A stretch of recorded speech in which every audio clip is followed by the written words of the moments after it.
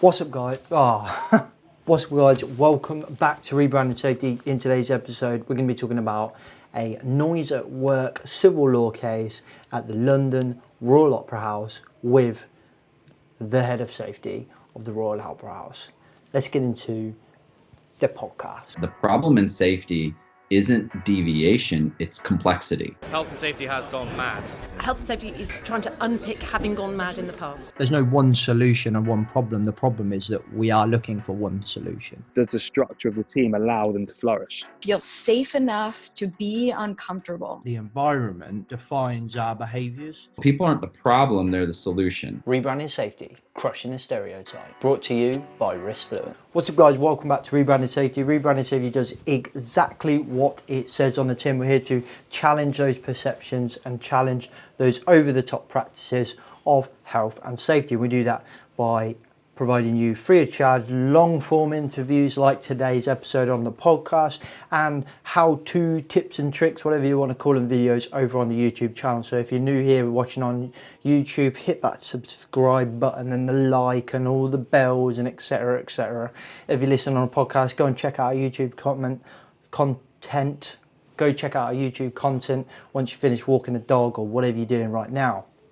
In today's episode, we're talking to Dominique Perrisin-Fabert, the head of safety for the Royal Opera House. So, long-time listeners of the podcast might remember back a while ago, back when I used to kind of go through the IOSH magazine and kind of review content from there. I covered a story about the Royal Opera House and the civil court case they had brought up to them around damage from noise at work, so like damage to a musician's hearing. So with the silver lining of coronavirus, there are a lot of people sitting around, and we got in touch with Dominique and she was happy to do us a Zoom interview and come on the podcast. She's giving us an insight into what it's like to be in court, that actual case, and then the subsequent kind of things that have come off of that, like partnership with universities and some amazing work. So we're going to get straight into that podcast now. Dominique, welcome to the podcast. Can you hear me? Thank you. Lovely to be here. I thought it had cut out when I said the second we press record. Why don't you give us a quick introduction to yourself? Obviously, as you know, we kind of reviewed the IOSH article that you did about a case, which we're going to kind of briefly touch on today. So people might be a bit more aware of you, but just give us an introduction into yourself and what you do and et cetera, et cetera. So I'm Dominique. You will guess by my accent, I'm French. I'm also British, but I'm mainly French. I've been in UK for over 20 years, and the first 15 years I was an EHO in Westminster City Council, so really central London, and I was part of a team that solely dealt with the entertainment sector and health and safety in the entertainment sector. So that became very quickly my specialty. I was dealing with 67 theatres, had nearly over 100 nightclubs, no casinos, private members clubs. So that was really my bread and butter in enforcement as a regulator. Then 5 years ago, I did the jump. I joined the Royal Opera House. So I'm now the health and safety manager at the Royal Opera House, and I've been doing it for 5 years. So yeah, this is where I'm from and where I am. And do you enjoy the kind of creative industry? I suppose I get a feeling it's probably one of the most challenging places to be a safety professional. Yes, I would not work anywhere else, I will say. And you know, of the sector, the entertainment sector is what really attracts me. When I was a kid, when I was at university, I wanted to work for the entertainment sector, not in health and safety. That was not my initial thought, but working in the creative industry was always something I absolutely wanted to do.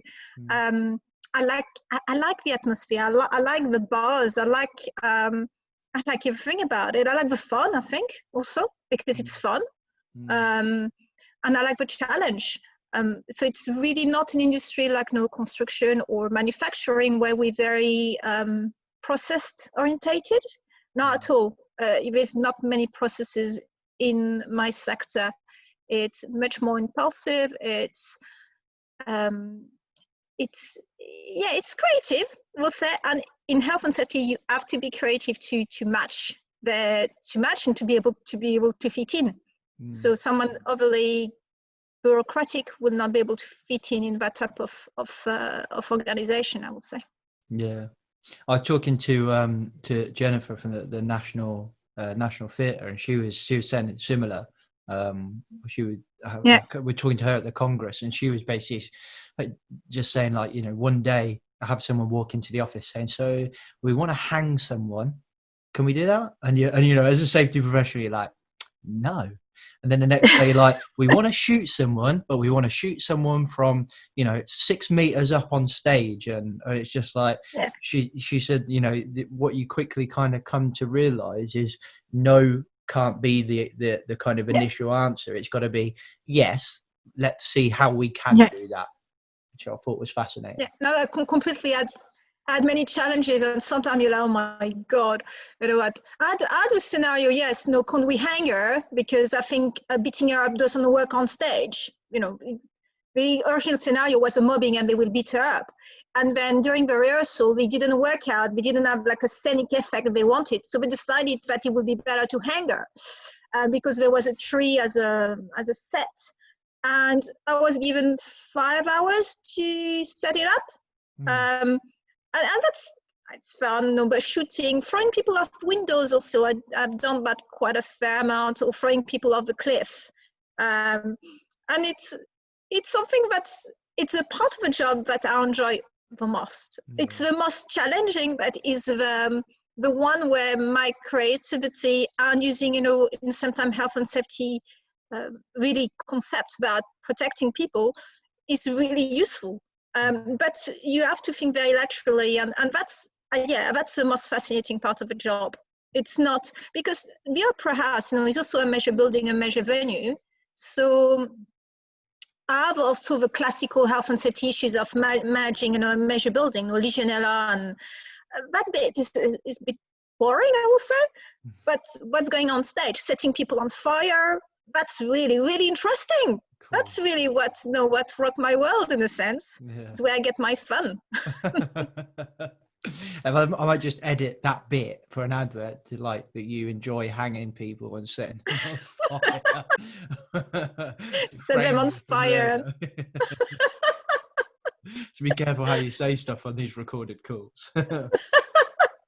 Yeah, we make people fly. That's also a really good thing. I love flying artists. So you can take them off the ground. So it's a different way of thinking of work at height, I will say.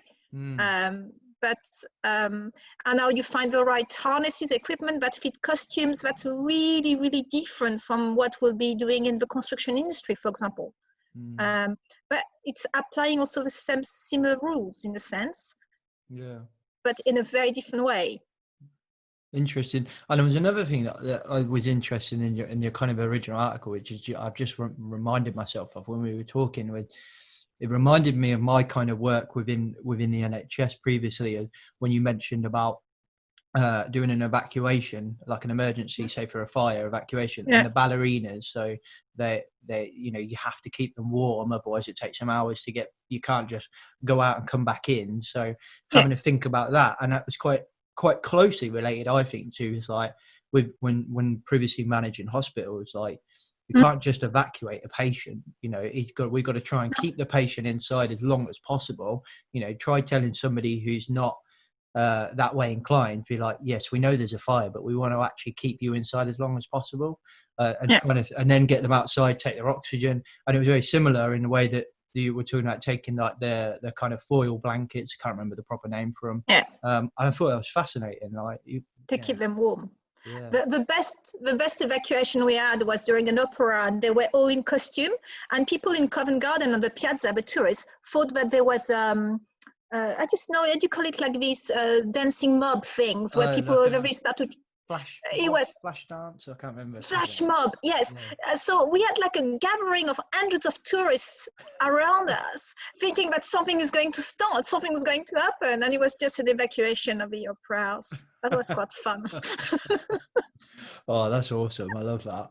The only kind of story I've got to relate to that is I went on a rugby tour once with a obviously the rugby team, and we were in fancy dress. And one of our friends was a copper, and is a copper, and as we were leaving the hotel to go to the next pub, there was another copper from the local area trying to arrest a quite drunken man, and was not winning. This obviously this drunken man was quite strong, and this poor police officer was really struggling. So my friend, who's a trained police officer, just helped him.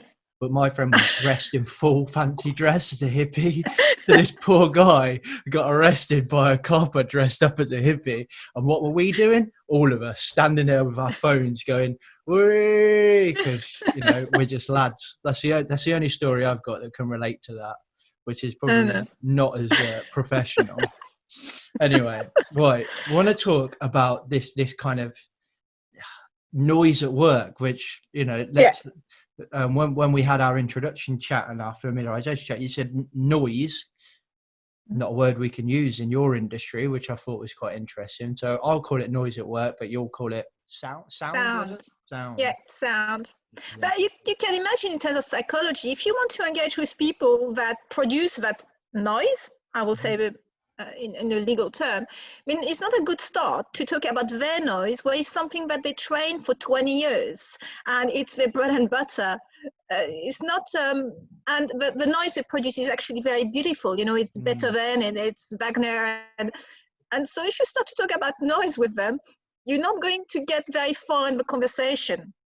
So we have to use words that is engaging with them, and definitely sound is something positive. And actually, if you look at purely at the definition, noise is unwanted. What we produce at the opera is not unwanted. No, people pay for it and pay quite a lot of money for it. So we only talk about sound. We talk about noise if we talk about a drill, of course.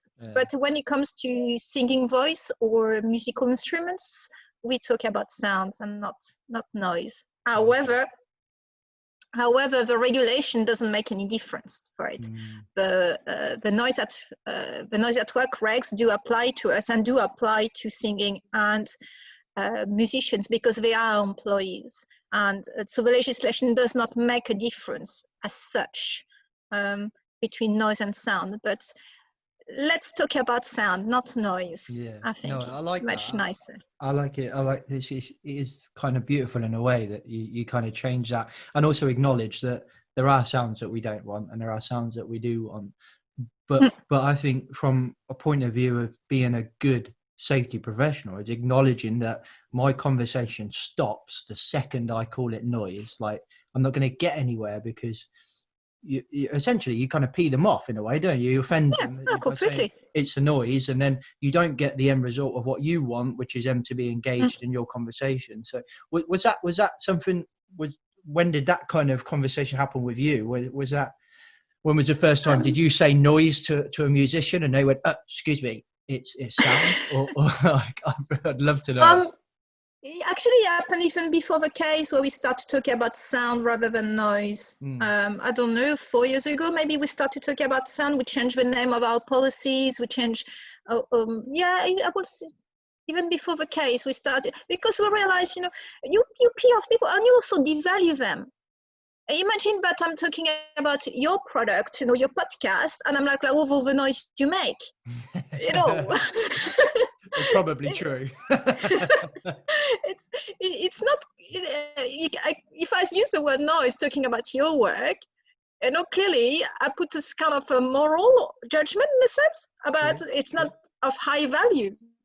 If I'm talking about the sound, it's less of a moral or value in it. So if you want to engage with someone, I'm saying, all the noise you make, when it's a soprano that's been singing for 30 years, it's not really valuing your work. So no, that's change happened 3-4 years ago, I would say. It's been gradual, but clearly it felt needed. I've just had these kind of visions of you talking to like this professional musician about the noise at work, and they got really huffy and stormed out of the room, and it was going to be this really EastEnders kind of story. Obviously not. But interestingly, they never thought that he applied to them in a sense. Even in one hand, yes, they realize, yes, we have to comply, but in another sense, they never really thought it applies to them because they don't make noise. Yeah. They True. produce a Yeah. beautiful sound that people pay for. So there was a bit of when we all have this dichotomy where in one part of you understand, yes, it applies to me, another part of you is like, no, it can't be. And the case is a lot about that. So do you want to just give a bit tiny brief history on the case? Yeah. So during I can't even remember the dates now, but roughly will be 5-6 years ago during 5-6 years ago during a rehearsal of Wagner. So it's a rehearsal time, and it's a very famous piece of Wagner, Die Walküre. I can't sing at all, but if you look, it's a very common piece. Everybody knows it. A musician is a viola player, complained of ear pain, and then later on, he left the rehearsal at that point on that day. And a few years later, things evolved, and we end up in a civil court for a permanent hearing damage linked to that specific rehearsal. So that was in March 2018 when we went to the court the first time. So it's a civil court.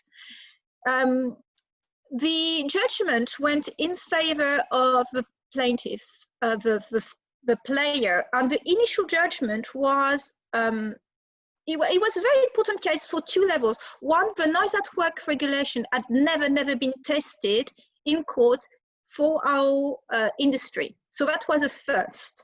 And the other thing that was really different, it was the acoustic shock, what he claimed, that also had never been tested in our environment and never been tested in courts in UK. It's been tested in court in Australia for call centers. So that was the reason that case was really important. The initial judgment came in his favor, and one of the major part of our judgment was saying that anybody getting in the pit when they're playing needs to wear hearing protection at all the time. Every player, including conductors, music staff, everybody needs to wear hearing protection all the time if it's slightly above 85 LEQ over 8 hours. So that was, I think, the part of the judgment that was really difficult for us. Because most of our repertory, ballet like opera, is above 85 LEQ. Let's face it, it's just, I would say 80% is above. So we appealed, the opera appealed, and a year later we were sitting again in the appeal court, central London, so in March 2019. The judgment was again in favor of the plaintiff, but the judges changed massively their position on hearing protection and agreed that musicians will wear hearing protection when they feel it's needed. So it was not compulsory at all the time. So even it's, I know the opera lost again, but the second judgment, the appeal judgment, was much better, really a massive improvement.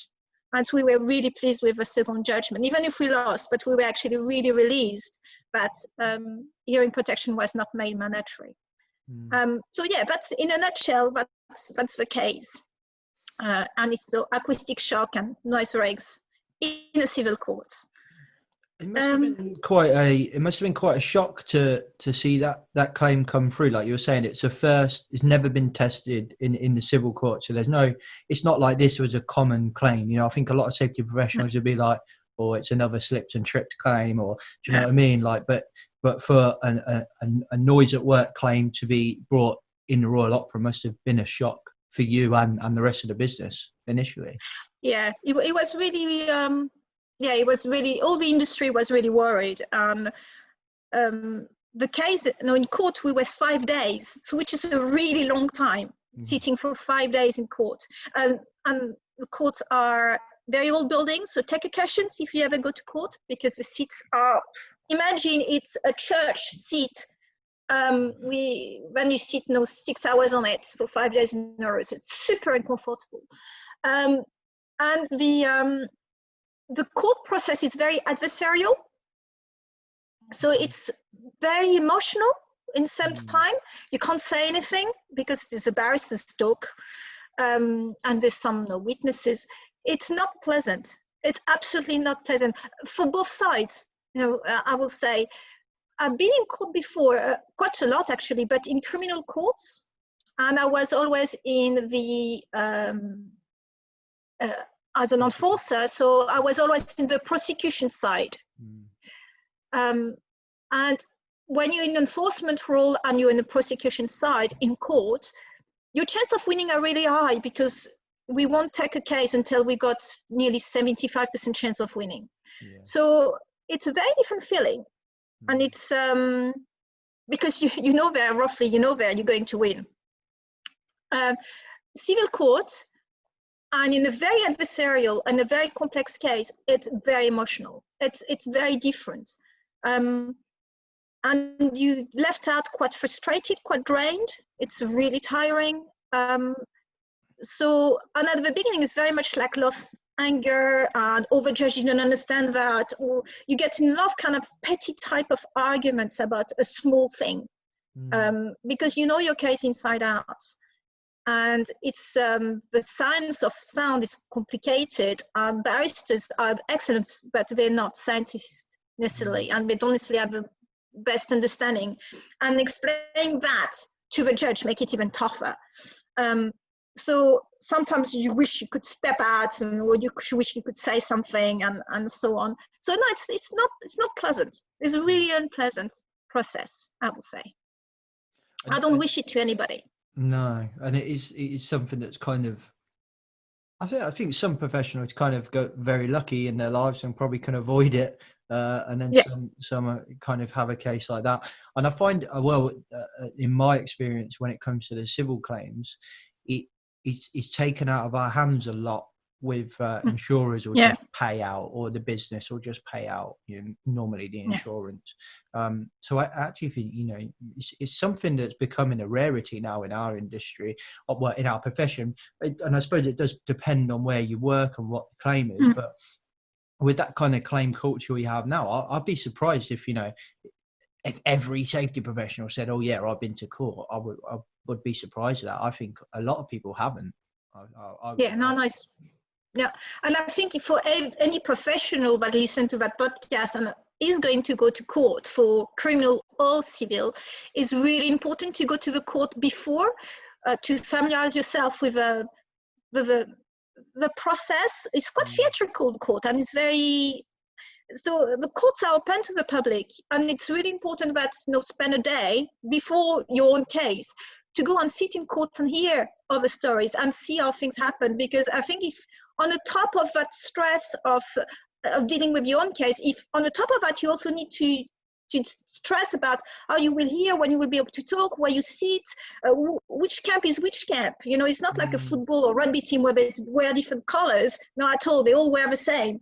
So, so understanding all that system is really worth to have that knowledge before going to court. There's also excellent training to be a witness in court. And it's not a training to tell you what you have to say. They don't get in the content, but they help you with the delivery.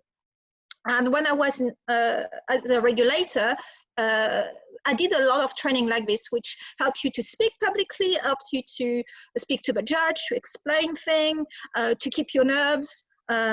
And that I will say, if you ever have to go to court, it's essential to do both things, to be trained as a witness and to be familiarize yourself with the court system.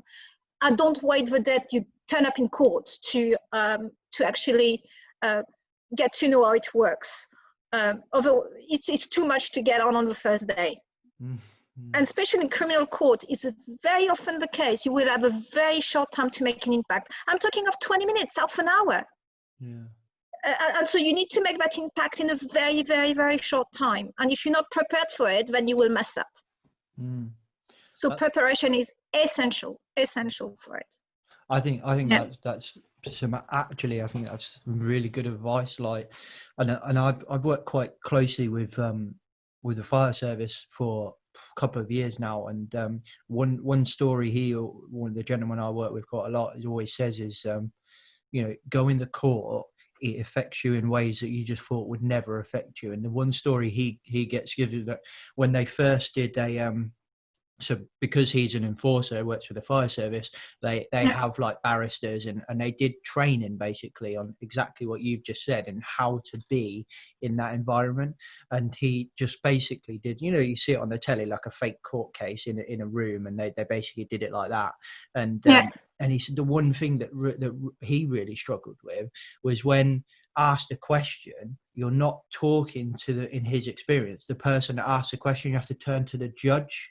Exactly. Talk, which is something exactly nobody would be. I think everyone would really struggle with that, because you naturally react by, you know, somebody goes, so James, and you go, well, and oh no, hang on, well, Your Honour, and it's like that's a real difficult thing, and I think that's really good advice.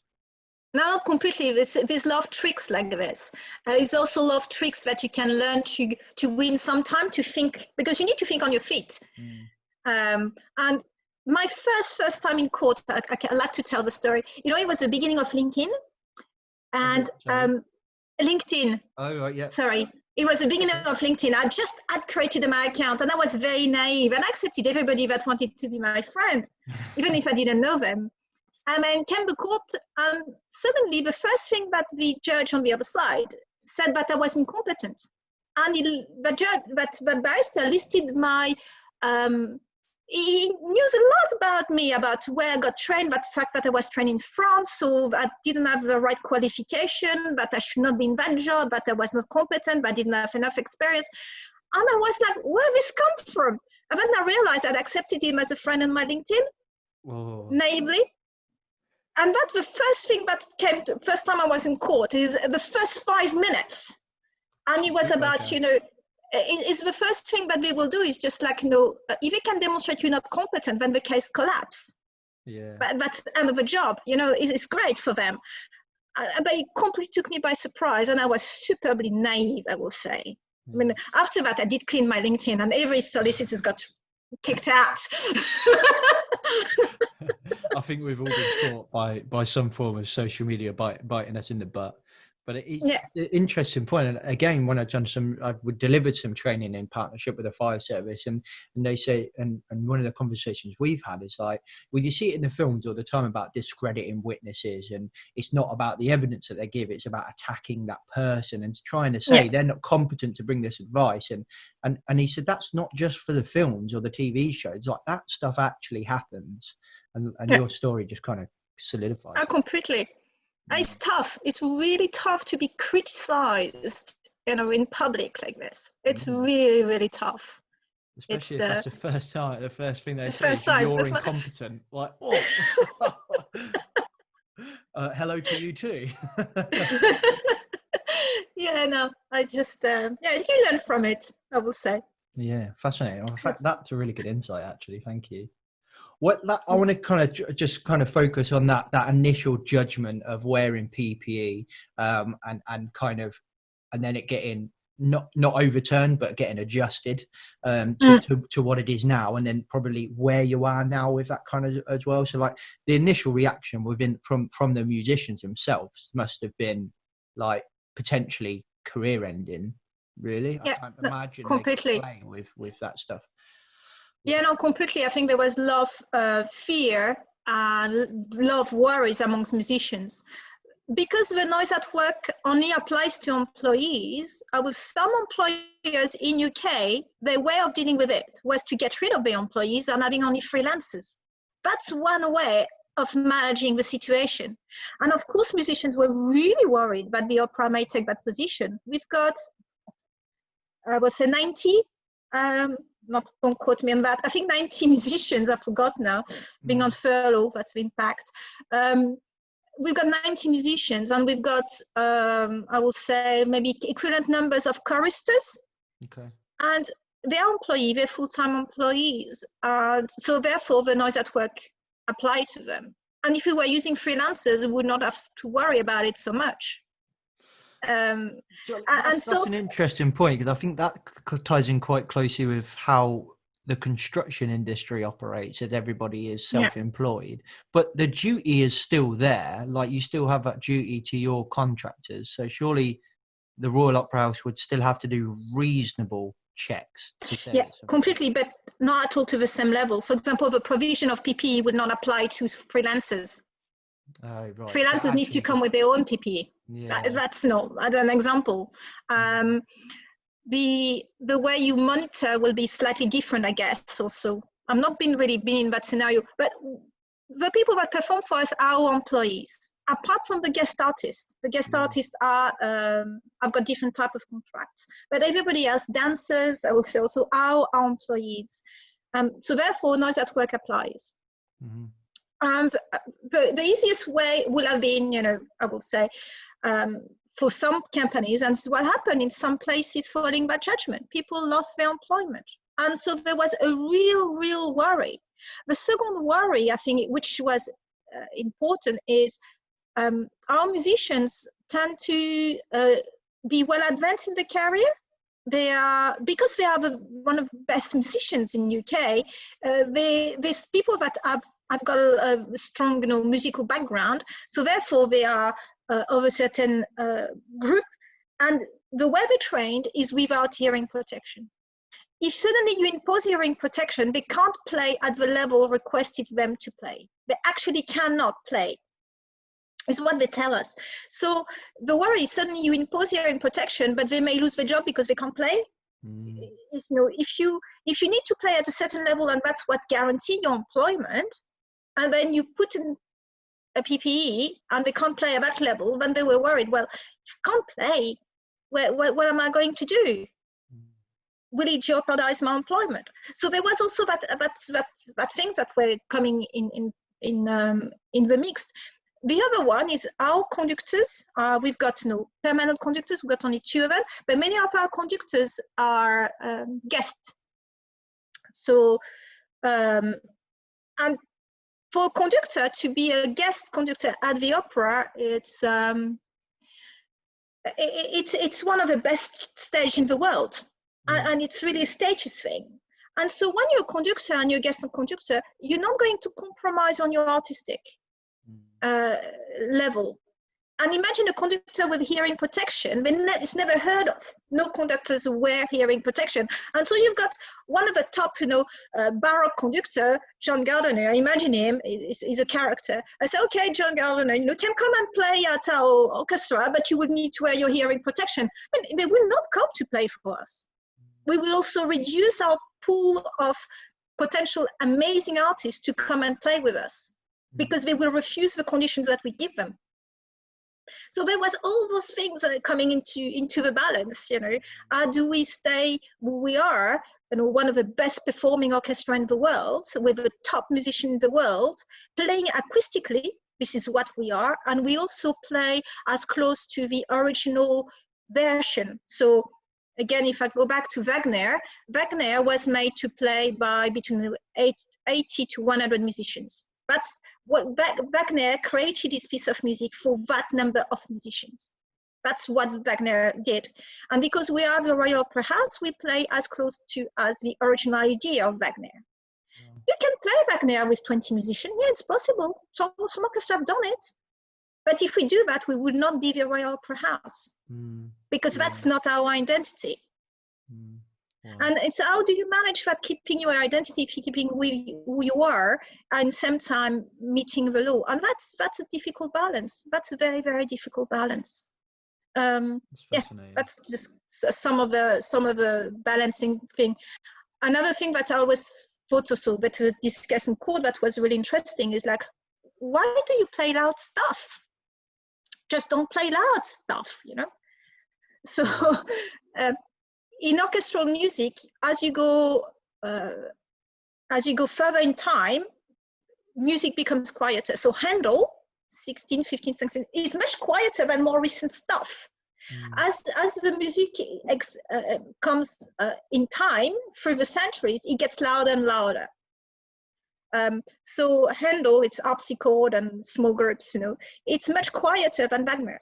So should we ban everything that is a bit loud? So that's a form of censor, Forget, we never play, Lady of Menzik, we never play some newer, I would say newer. Wagner is yeah, he wasn't on top of the pops. Yeah, but how do we select our repertory? Can we select our repertory, by sound level? In a sense, and we can't move on past the 16th century. It's just we have to play on the old stuff.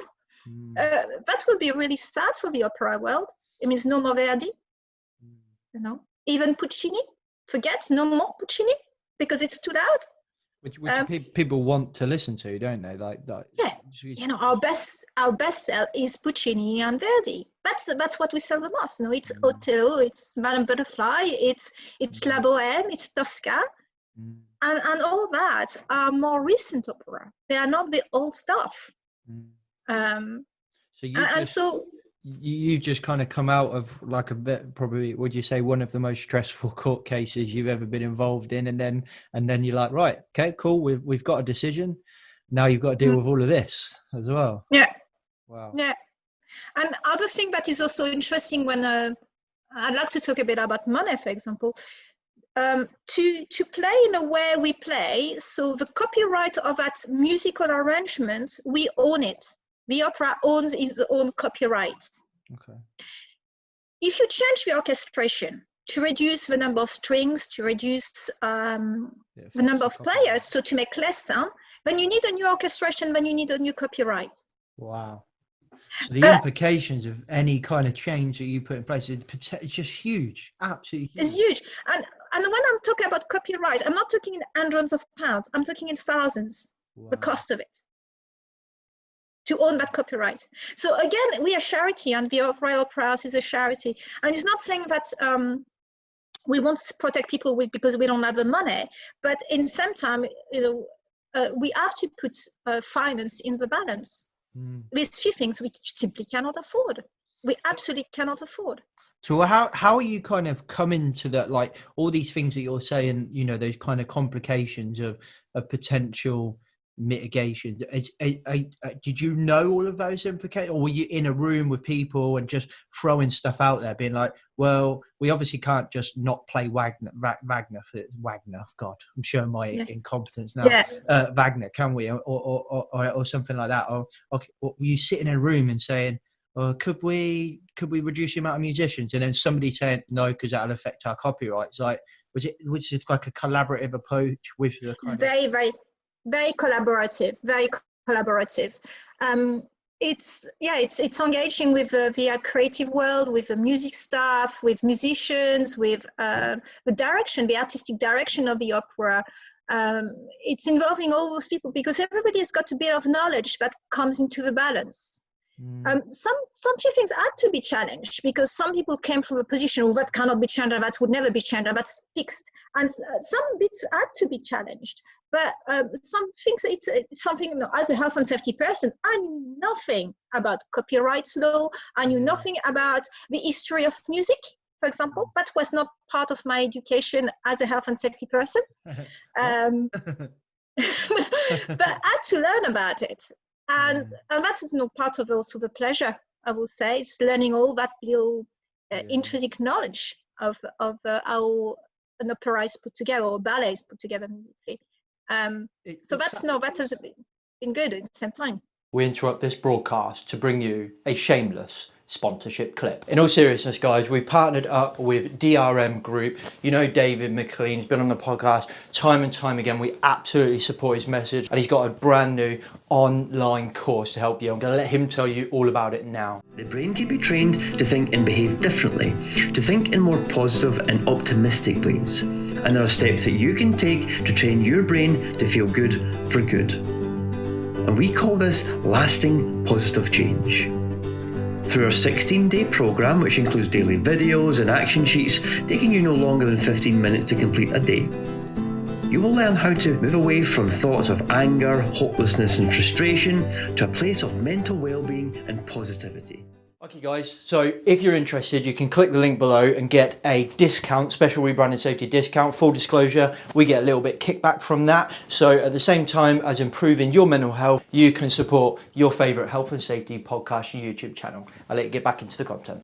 It sounds to me like, when I kind of envision it, that kind of collaborative approach that you're talking about, and that's why I asked, it was like, that's what safety should look like, is a room of people that know their subject, that are involved, stakeholders, that in this process. You got somebody representing the musicians, or the musicians themselves, the composers, the lawyers, the copyright people, the finance people, all these people in a room. And if anyone says to me, what does safety actually do? It's all about clipboard. It's like, no, we're just facilitators of a conversation. Like, the way I kind of look at it is like professional devil's advocate.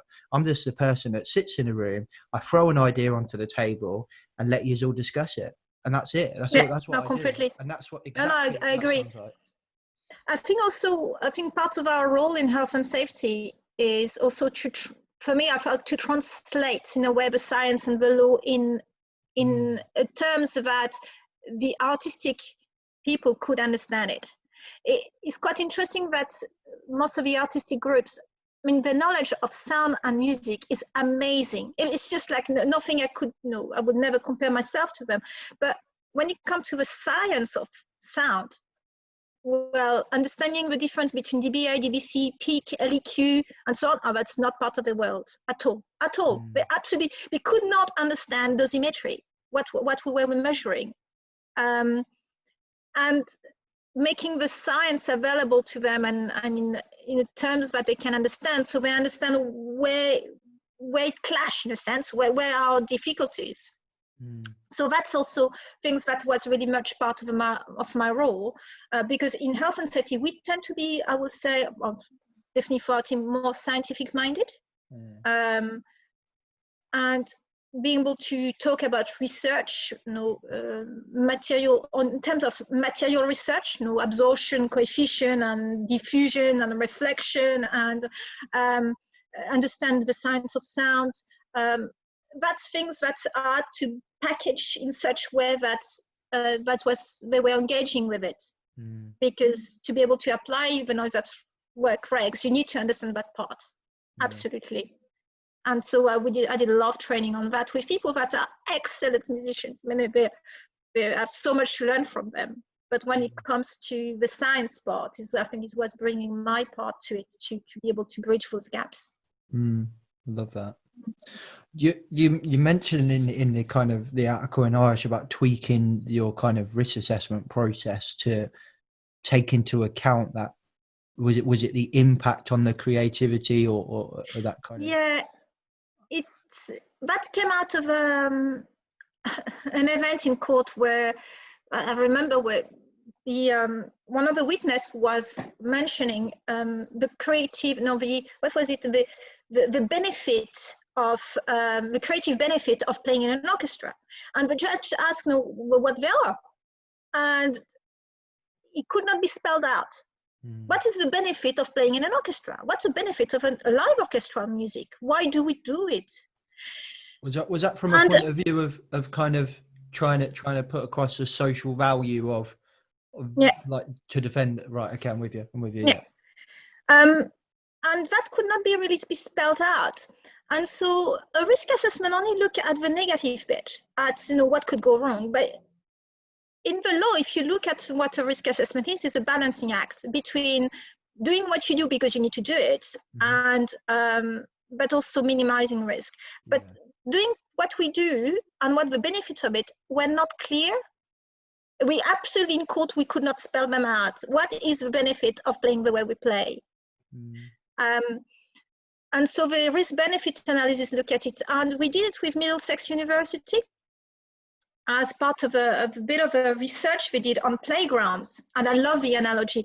I don't know if you've got kids, but if you've got kids. My first one's on the way currently. Oh, all right. Brewing. Congratulations. There's about 4 months left. Oh, good. Congratulations. Thank you very much. If you look at a playground, you cannot make a playground safe because kids need risk to be able to grow and develop. Take a room, an empty room, put few objects and put kids in it, they will build the risk to play. And it's part of developing as a child. You cannot develop a child without taking a risk.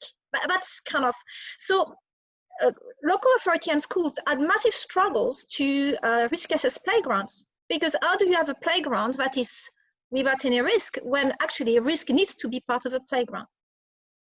So there's a playground association or something similar that developed a risk-benefit analysis in agreement with the HSE, and they developed a template, and it was more not about the template but the thinking behind. It's like, no, why do we need a slide without protection? Why do we need an edge without protection? What is the benefit for a child to play in that environment, and which protection we put?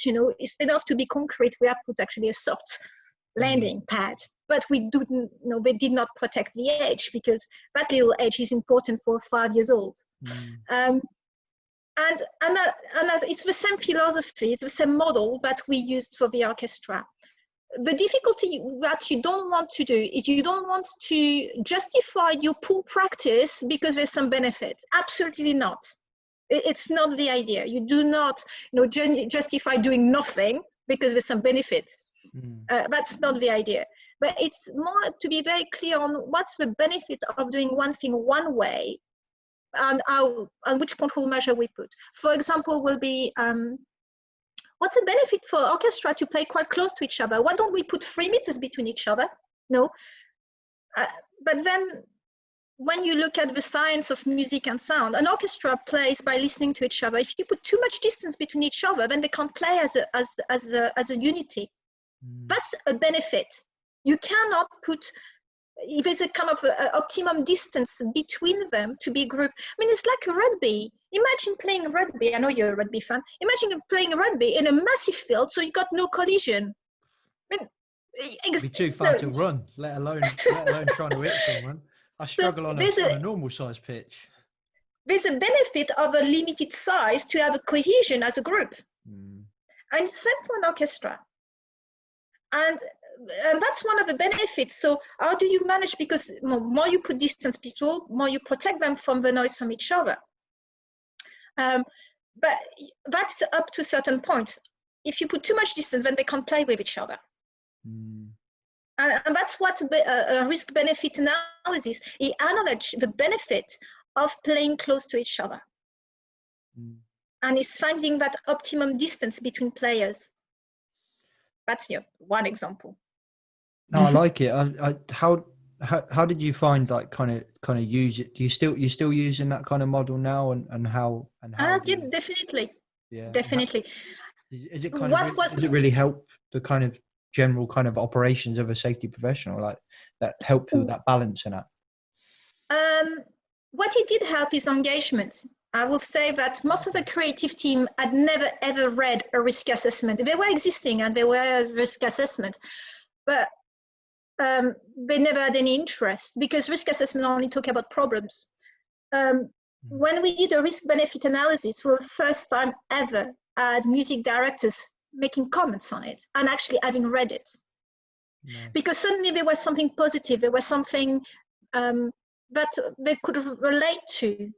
And so that was the risk assessment, the benefit risk assessment was a massive engagement tool with the creative part of the organizations. They engaged with it, they suddenly had some interest. It was also, I don't think that the risk benefits analysis exercise in itself changed the way we did things as such, because also we did quite late in the process, we did well after the court. So what had to be changed had been changed in a sense.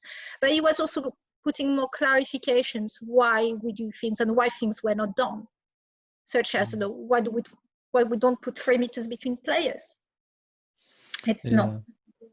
So was that kind of like so like from your point of view, it must have felt like, well, we did this anyway. If you'd have told me we couldn't separate the players because that would affect the business, you would have been like, well, okay, we won't do it then, because that's kind of inherent in a safety professional's training, isn't it? We don't want to stop business.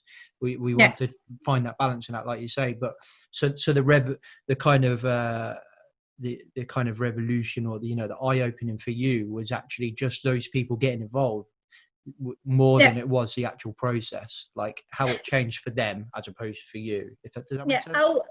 No, completely. I think it's the risk benefit analysis was more the revolution for me was how I was able to engage with them on a formal bureaucratic piece of paper, risk assessment, which so far I felt very remote and not interested by it. And suddenly I had their interest. So that's the major thing. And that was in partnership with universities. So you partnered up with some universities off the back of this. And I know you did some other work with them. Do you want to take us through some of the other stuff you did? I know some of it is just fascinating. Yeah, so we had a few universities that came to our rescue, I will say. I love academics, and I think we need to use, in our profession, we need to use them a lot more. We got so much to learn from them, and they have a lot to learn from us. It's very much an exchange. Middlesex University was one of our partners for this week's benefit, but also a lot of informal conversation. One of our major partner is London South Bank University. They've got a unit in acoustic material and intelligent material. And what we were looking at is the environment in which the players play the pit is not ideal in acoustic terms. So in terms of diffusion, reflection, and absorption, it's not an ideal. And it needs more diffusion in scientific terms, but diffusion in a traditional way, it's massive panels. They are like at least 25 centimeters deep, and you put them on the side. A pit is already quite a small space. So if you lose 25 centimeters on every side, then you reduce even more space, and you put the players closer to each other. So you lose the benefit of increasing diffusion. So that was not an option. And what they worked on is creating a diffusion panel that are centimeters deep, roughly. So in addition to the Middlesex University, so we've got a partnership with London South Bank University on acoustic material. And they developed some new diffusion material for us, which are much thinner than the traditional diffusion material, which would fit in our pit. But we don't want to install it unless it's tested and it works well. So we have also a different partnership with Edinburgh University that has got a special research department in virtual reality mainly for games. The main business is games. So video games have developed a lot of technology for virtual reality for visually, but also in terms of sounds. So now in games, you know where the sound comes from, the texture of that sound is much better and much closer to the reality than it was 10 years ago, I will say. So Edinburgh University is testing the material created by London South Bank University in a virtual reality world to know if it will make a difference. So they came to the opera, they took love measuring, so they created a 3D print in a sense, virtual reality of our auditorium, of our pit, and then they're using computer modeling to test out the different diffusion and acoustic panels that could help us. So that's kind of a bit of a research we've done, and that's fascinating. I love virtual reality. It's just it's mad. It was the presentation by Edinburgh University when they came to show us the results, and you could visually see the sound waves, how they were moving in our pit, in our auditorium. I've never seen anything like this. It was magical. It was absolutely mind-blowing. Wow. Yeah, so that's one example of partnership where it led to not a bad thing. Yeah, that was amazing. It must have been. Did you have to put the old goggles on when they did the presentation, or was it like a video, or did you have to put? No, it was like a video. They did show us a video of sound diffusion. So it was like a model of the auditorium and the pit, and it was just watching the waves and how they're moving, bouncing off the walls and stuff. That's fascinating. Yeah, and they used I think a bit of Puccini for testing. Oh wow. They used a small part of a Puccini opera to test it. It was really, really nice. It was just they placed the orchestra, the musician in the orchestra for each musician. It was mind-blowing, absolutely mind-blowing. And how kind of educate you to be able to do your job going forward from that then? Did you feel like you're in a much better position to be able to do what you need to do? I think it's the science of sound and some acoustic and room acoustic is still in development, and it could help us massively. But it's very hard because it's complex science. I think it's to find the tools that make it accessible to lay people, and including the creative teams, and to be able to to progress to the matter, because otherwise it's very conceptual. And you don't want also, you don't want to spend money for something you don't have a proof that it will work. As simple as that. And how do you establish that proof? And will it make it real difference? So that's the benefit of a partnership, I would say. Definitely. And university loves it. Absolutely love it. We have a first case where they actually can come on ground and see a direct worked application of the tools and what they have developed, which always been using in game. That's all. The only thing they ever used it's in games, and suddenly it comes to a real world, which is great. Wow. And did you use those panels? Did it tell you that those panels were good or bad? The original ones that were thinner. I can't tell you at the moment. There's love. There's love, intellectual property, and discussions and so on. But what I would say, it's at the moment, but it's still in development. It's still in research. It's looking good. Wow. It's looking very good. So how long has this been going now then? This is years and years of work then. So when did this all start? The case starting in 2018 in court. We were in March 2018. So the case was in discussion with us at least for 5 years before he went to court. So I believe it's 2012. We started when we had the claim. I don't believe I believe it's 2012, maybe 2011. So all that research and those ideas starting from that time roughly. Wow. When we started to see the challenge coming, love resources. We didn't wait to March 2018 to do anything about it. We worked on it very early on. Noise at work regulation came into our sector in 2008. So the development in that field has been, I will say, post 2008, of course, but for us mainly from 2011, I will say, where we started to do a lot of research and development in that field. So this has really dominated your kind of time for the fair few years. Yes. Yeah. Completely. Wow. Completely. Completely. It'd be nice when it's a bit of a relief to talk about fire or something else. Yeah, could be. So kind of, if you can tell us, like, what kind of mitigations have we got in place and now then to kind of manage that risk in the time being, as you're kind of becoming more and more educated? Obviously that will evolve, and that's the beauty of it. But like right now, what's going on and how are you kind of managing that risk? Because it's just fascinating. It's inherent in your product, isn't it? Which is just completely. Yeah. So one thing that we manage much better than we did 15 years ago, 10 years ago, is the long-term planning over a season of which piece of music I've chosen. So because an orchestra will rehearse one thing and play something else in the evening. So you could be rehearsing for Puccini and then playing Verdi in the evening.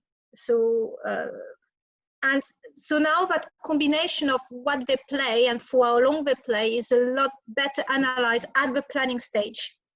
Okay. So we don't have this, we avoid this hot week where there's a week where there's like two very long piece, two very long loud piece. So and sometimes it happens, for example, we can have supplement musicians that can come and play a bit that is too loud for one specific section, because it's not necessarily loud for everybody.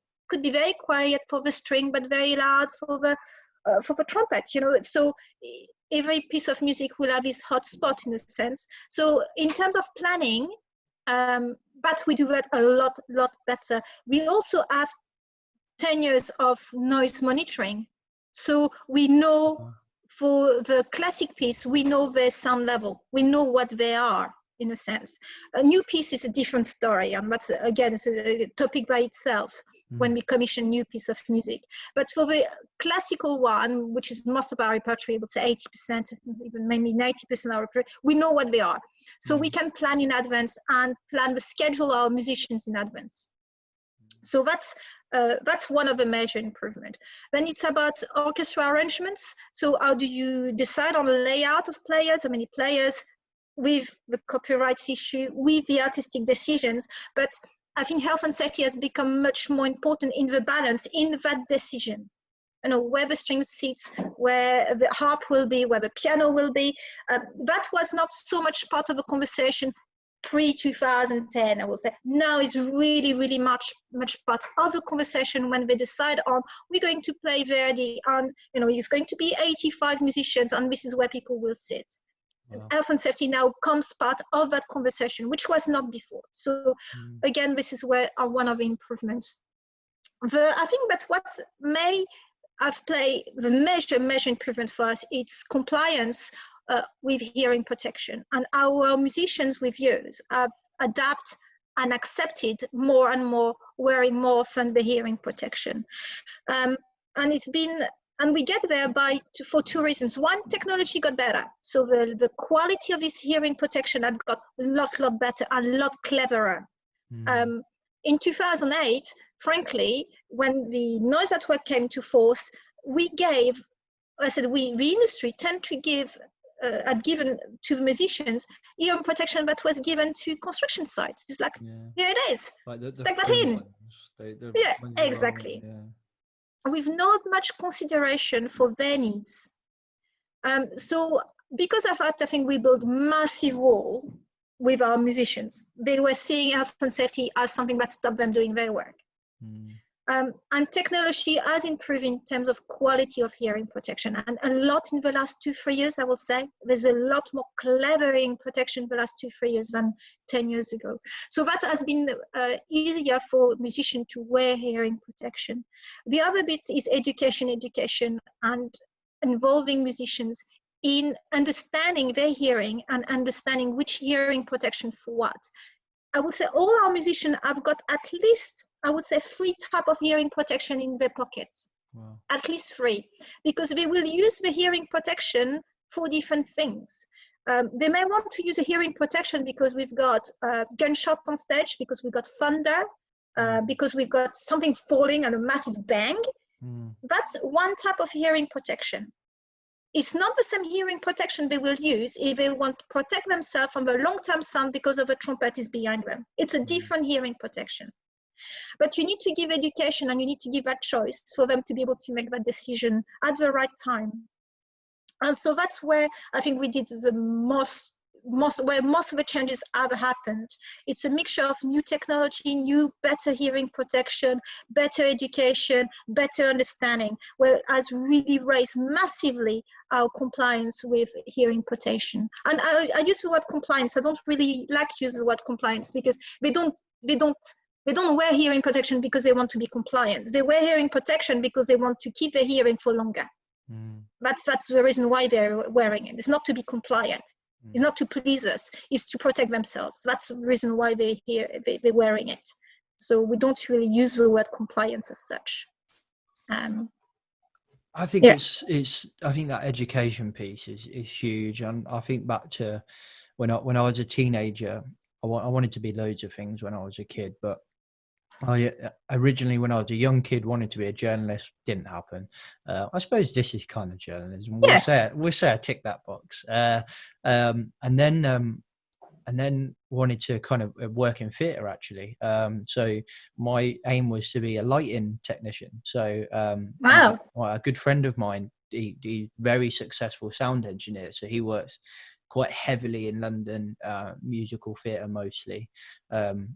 And I worked with him for a while, and my mum is fully deaf. My mum is completely deaf. She's got a concochlear implant, which is essentially like an operation in your skull that connects to your ears. It's a fascinating bit of kit, but you take that off, it's completely gone. And when I was younger, she was hard of hearing, and now, you know, most people that listen to this, they know, and I'm hard of hearing, so I wear a hearing aid every day.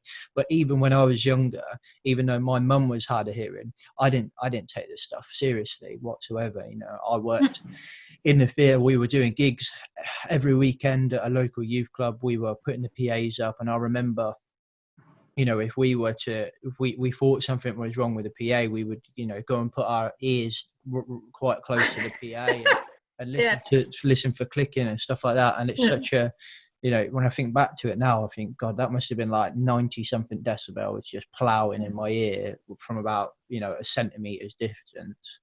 With no hearing protection, even though, fair play to my friend who currently, like I said, is quite successful. He did advocate, he was always wearing hearing protection, and I just never listened to him. I never listened to anyone when I was that age, really, if I'm honest. But that education piece is huge. And even now, being a safety professional, you know, I've done noise a few times, and actually just recently completed my NCIQ diploma, and the piece that they did in that around actually explaining the science behind it all, how your ear works, and it doesn't actually, it's just fascinating. Like it basically collects the vibrations and then translate those vibrations to your brain, and then your brain translates that to actual sounds and words. It's like, what, it was just mind blowing, and it makes everything, in my opinion, you know, that kind of, without going too in depth on stuff, there is a fine line, but giving that level of education to people, actually how things work, I think makes a massive difference when we're trying to get people to protect something, if that makes sense. No, completely.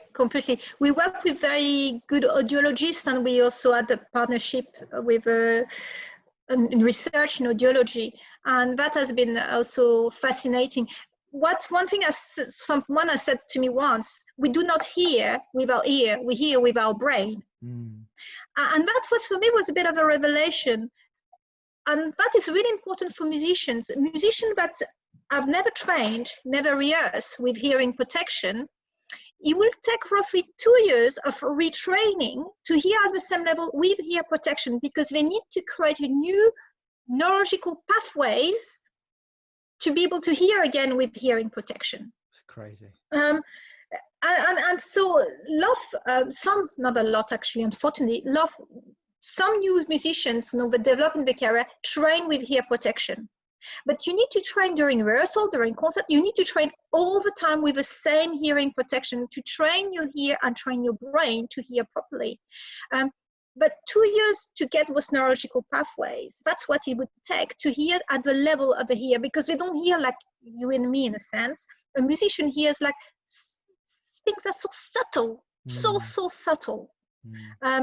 But actually, one of the criticism of audiology and the pure tone test, so that's the standard test that everybody does in audiology, is actually not refined enough for our musicians.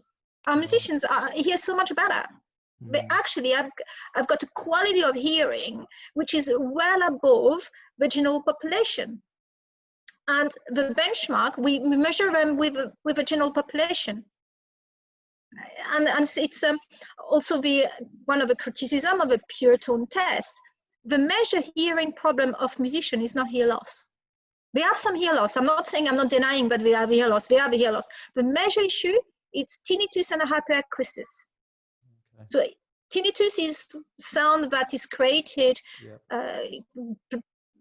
plays, they will say, in a loop in the head, and hyperacusis is hypersensitivity to some frequencies. That's the major issue for musicians. Musicians suffer from a lot of ear damage, but hearing loss is not the top one. Wow. It's actually not the top one. And the only measurement we do is pure tone, which is actually hearing loss, which is not the major problem. So we really here there's a total gap, I will say. We miss the point. We absolutely miss the point when it comes to musicians. I think the pure tone test is valid for people working in a factory, in an industry with a machine that is always at the same frequency. but it's a predictable noise. For musician, pure tone test has got a very limited value, I will say, to tell us what is the hearing problem. It's got limited value. So we are looking at different type of tests for them and things that will give us a better picture of what actually it's happening. So if we know what the level of hearing is, what the problem is, then it's easier to adapt. One of the other findings that was really interesting, and there's a lot of research on that, is if you suffer tinnitus, which is a major hearing problem for musicians, tinnitus, hearing protection, PPE, increase your problem. It's so you could aggravate your hearing problem by wearing hearing protection. Wow. Again, it's something that is specific to our industry, but how do we go around that? It's how do we also, because hearing it's what makes them earning their money. So you can imagine that disclosure of issues is not necessarily easy for them. They not necessarily want to disclose that they got a hearing problem because they are worried it may jeopardize their job. So again, having occupational health audiologists working in confidentiality, in total medical confidentiality, but moving on with the topic, finding better tools to assess them, is finding that right balance where they don't feel threatened by our research, so it's engaging with them, but at the same time protecting their employment. I'm getting better knowledge to be able to find the right solutions. It's really getting that right balance. It's challenging, but it's interesting, very interesting. I was going to touch on that point that you kind of mentioned there about like the attitudes from the musicians towards your work, like considering their hearing, like you say, is probably their biggest asset or one of their biggest assets. And you're potentially trying to protect their biggest asset. Like, was the attitude kind of consistent in that they were like on board? Was it varied? Some were fully on board, some were still skeptical about it, or what, you know? I mean, it's a large group. We've got a lot of musicians, and I think like any large group, you've got a very, very diverse attitude to it. Some are in total denial, some are very engaged, some are very scientifically minded, some of them can give tasks. It's really, I think you've got every attitude and every it's a large group of people. I don't think I would not do them justice to make a general statement about what's the attitude to it. It won't be fair. But we've got a group of very engaged musicians, and that's a nice bit, because with them we can really progress and be very scientifically minded and be really interesting about testing new products and we challenge the manufacturers. It's quite funny, actually, sometimes in meetings. That's kind of important, isn't it? It's getting like he's getting that kind of core interest. He's getting some people interested in it, even if they are guinea pigging some kind of hearing protection, and they're saying, like you're saying, critiquing manufacturers, saying this doesn't work for me, blah blah blah. Then the other musicians who are not so engaged at the time, you know, they will follow suit, but it's just like it comes over time. You've got to get that kind of interested party. I think, don't you? That's quite important. Yeah, I think it's completely valuable in. It's the validity in saying that in terms of the wearing hearing protection. I think there's a peer pressure effect. You know, now everybody in my section is wearing hearing protection. I'm the only one not wearing it. And so they will feel more, and I think it's one of the reasons we got an increase in wearing hearing protection compared to 10 years ago, because more and more wear hearing protection. A new musician, younger generation tend to wear it. Younger musicians tend to wear it a lot more than the older generation. And again, they influence the older generation, because like, oh, but she can play with a ear protection, so maybe I could too, you know? And and that's peer pressure. It's not peer pressure, it's maybe not the right word, but that like social pressure in a way. Yeah, social pressure and social norms do change slowly, and that, you know, take the group of musicians together towards more protection, I would say. I think you've got a very valid point. I can't remember for the life of me what the research report was, but there was some kind of research basically into how we communicate and influence people, how people are influenced, and they were using the example of, when you go to a hotel and it says like, save a tree, use this towel, reuse this towel, save a tree. They basically tested all of those types of things. They had save a tree, reuse your towel, save the earth, reuse your towel, and then the other one was most people in this hotel reuse their towel, and the most effective one was most people in this hotel reuse their towel. So it was actually more social pressure as opposed to moral, environmental, whatever you want to call it, pressure that was more effective. It was that sense of, well, everyone else is doing it, I should do it. And I think that's obvious. When I started in manufacturing, and we would have, it was just this ongoing kind of joke, which was a kind of an interesting challenge for me as a young safety professional. But you would go on your forklift driving training, and then you would finish, you get your certificate, you get your key, and you would never drive the way that you were taught in your training ever again. Because if you did, you would have stuck out like a sore thumb. So you're supposed to enter a rack in, whenever you move the forks, you should put the handbrake on, right? But you will inevitably be the slowest forklift driver in that whole warehouse because no one else is doing it. Get to the rack in, stop with a forks distance, put your handbrake on, raise the forks, handbrake off, go into the rack in, handbrake on, lift the pallet, handbrake off. It's just like, you would be so slow. So nobody does that. But if it's social pressure, if you're that one person that does that, you stick out like a sore thumb. You then become the slowest forklift driver. Then the manager saying, why are you so slow?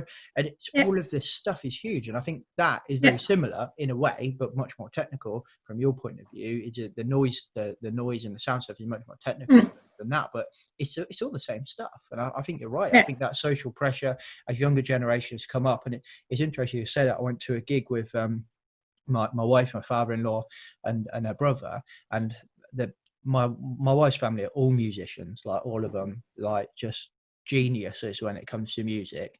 And we went to watch this like funk band basically in London, and Sherry's brother got hearing protection out, puts his hearing protection in, no question, just like natural. The second we walk through the door, puts it on. Did me, my wife, or her dad do that? No. Didn't even have any on me, and I'm a trained professional that knows how damaging this. I'm bloody hard of hearing. I can't fix what. And it's just, I remember looking at Theo and just saying, like, and when we went for a pint afterwards, I said, do you know what, fair play, mate. Like, I don't see anyone doing that, and to see somebody who's younger doing that, it made me feel like, oh Jesus, I should be wearing hearing protection. Actually, it does work. It really does work. Like, this change is just slow, that gradual change, isn't it? Yeah, no, completely. No, completely. I completely agree. It's gradual, but in same time, the law cannot. No, in some time, complying with the law is like wait for all our musicians from a different generation, and it will take 20 years. A bit too slow. Well, that was actually going to be my last question to you. Is that do you think that at the end of this, when you've kind of got, maybe you're in the position to now, but should the kind of research and the work that you've done, or is it being given to the regulator? Does the noise at work regs need to change? Do they need to evolve? Yeah, and I will not engage the opera's view. That's my personal view on that. Definitely. Definitely, I think it absolutely needs to change. It needs to change because when you think of the noise at work regulation was built on evidence from the 1970s of very sound, very good research done mainly in manufacturing, and milling in Ireland was one of the biggest research that informed the law as we have it now, the 85, 87, the peak value and so on. And that was informed by research that is completely outdated. And one of the sorts of very interesting fact, the LC peak, we have it as the LC peak because at the time when the law was made, that was the way it was the way that peak sound was monitored, because it was like a little It was a pressure gauge. Yeah. No, now we measure things digitally. So LC peak could be improved using a different measurement to measure peak sounds. Because digitally we can, but at the time when law was made, we didn't have that capacity. Technology, yeah. But technology. The other thing is the law was made for manufacturing. The reality is that musicians and singers experience sound very differently. And that is now proven in psychoacoustic. There's a lot of research in psychology and acoustics and the relationship to psychology and acoustic. One thing, in terms of fact, why a soprano, which we've measured a soprano, on LEQ 8 hours, a soprano that sings on a daily, it's 92 dB LEQ. It's super loud. It's super loud. And no, the dosimeter's in our shoulder, so that's not what she projects. She projects even more. That's the dosimeter's on the side. Voice, isn't it? A soprano is voice. Yeah, it's a voice. And they're so hitting how many decibels? 92 LEQ over 8 hours. A soprano. Jesus Christ. That's loud. That's amazing. When you measure hearing of singers, and I'm talking about singers that are in the 50s and the 60s. So not new singers that have been singing for 40 years at that level. Wow. And if you look at the modeling that was done in manufacturing, someone that has been exposed to 92 dB for 30 years, she should be deaf. Yeah, definitely. She should be deaf. But she's not. She's not. She's got hearing. It's better quality than the general population. Wow. That's amazing. And we've got a lot of data on that. So that's, for me, it's a proof that it's like there's something about the science behind sound and the sound we produce as singers or as musicians, but has got a different impact than a machine. Yeah. And it's very likely, and again, it's a lot of science. There's a lot of things we know now that we didn't know in the 80s when the law was made, in the 90s. And there's still a lot of mystery. There's a lot of things that we still don't know. And the law doesn't allow us for that. It's just, it's too black and white. It's absolutely too much black and white. I know legal needs to be black and white. You should not leave too much room for interpretation. But when it comes to sound and the artistic side, so music, I'm talking non-amplified music, because that's a different story when you go on amplification, and singing, the fact that the law applies to them, it's ill-fitted. It doesn't fit with the scientific reality of the sound they produce and the damage they have. The model that we use does not work for them. It absolutely does not work. So therefore, we need to change that. In my view, the HSC is not willing for different reasons. I'm an ex-regulator and I do like my colleague from the HSC, partially because they don't have the resources for it. As simple as that. They don't have enough people to work on things like this. And most of the acousticians working for the HSC come from manufacturing. So no, it's not most, all of them. All the acousticians and the audiologists that work for the HSC are trained from a manufacturing point of view. They know nothing about the art. Wow. They're not educated to be able to get a view on that. So it's like a forgotten industry from the perspective of the regulator, then, really. But also. Yeah, no, completely. It's not. It's a forgotten industry. It's also, in terms of numbers, we're not massive. I will say we're a bit of a niche industry. It's interesting because when I went to that gig I was talking about a minute ago, the musician that he was American, but he was saying that before he came over to London, he basically Googled the people's occupation statistics, and it was something like 85% of London is in some form of creative role. Yeah, 85% of London, like that. I just blew my mind. I didn't stop talking about it, like the 2 hours train home. I was just like, it's 85%. Like I thought the creative industry was essentially dying. Do you know what I mean? When I was a kid, there was gigs all over the place, and now there's nothing. But it's 85% of one of the most populated cities in the world is creative industry. That's fascinating. So this is Yeah. a huge part of what we do, you know, Yeah. especially in London. Yeah, no, completely. So no, I'm not saying I'm not optimistic in terms of guidance or legal change to help us in our industry. I don't think it's going to happen anytime soon. Lack of resources, lack of interest. The science, as I say, has moved on, but maybe not moved on enough to get final responses, final decisive. What we know, what the science have told us so far is our hearing is different depending on where the sound come from. If the sound come from our voice, if it come from our own instruments, we would have a different type of hearing reaction. But we have not necessarily, we not necessarily put our fingers on what is different, what create that difference. Yeah. And I think it's maybe the science need to move on to be able to influence better the legal framework. At the moment, we're not there yet. We're not there yet. There's a lot of evidence saying that the current model does not fit our industry, but there's not enough evidence like which model would fit in a sense. Yeah. Wow. Fascinating. So yeah, this is where we are at. Wow. But there's a very, very interesting group of academics and that form the group that they meet a few times a year from a lot of different universities. I've been going to their meetings. It's fascinating where they gathered all the latest research, the latest thinking about it.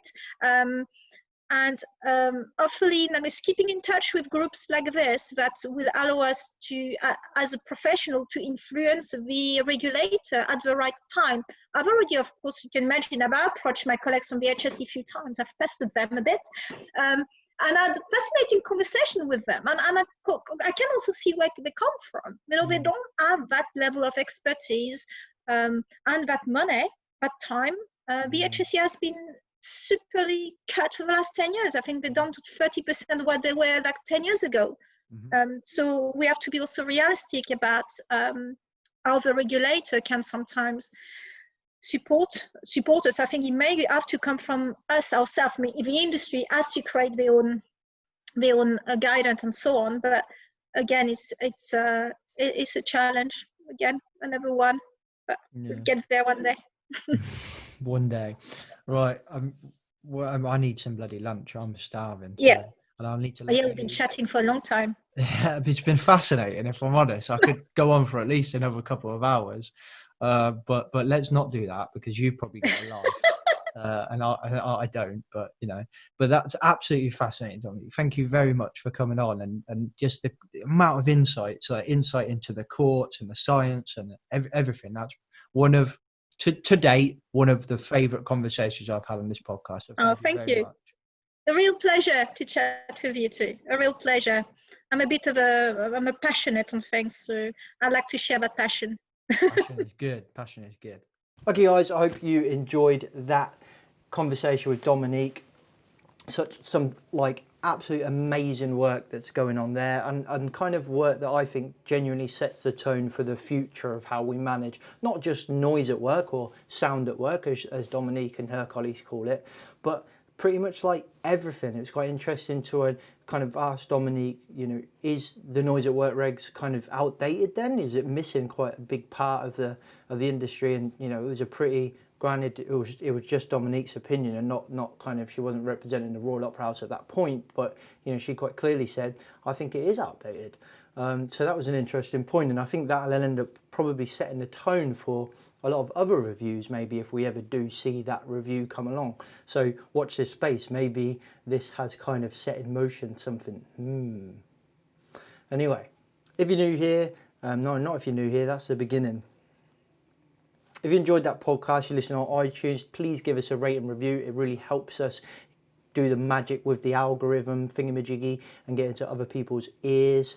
If you listen on Spotify, hit the follow button and all that malarkey. If you think of one person that you think would enjoy this podcast or benefit from this episode, then please share it with them. And if you do any of that stuff, kind of let us know, tag us in it, screenshot it. If you watch on YouTube, all of our social medias are coming on the screen now. Yeah, I've really fucking lost my mojo, man. But if you listen on the podcast, it's Safety Rebranded on Twitter. I've just realised today that I've been saying Rebranded Safety for our Twitter handle, and that's like completely incorrect. It's actually Safety Rebranded, because we couldn't get Rebranding Safety because it was too many letters. Anyway, Safety Rebranded. And then on LinkedIn, Rebranding Safety, and on Facebook, Rebranding Safety. Come and chat. Love to hear from you. Otherwise, I'll catch you in the next podcast. Safe.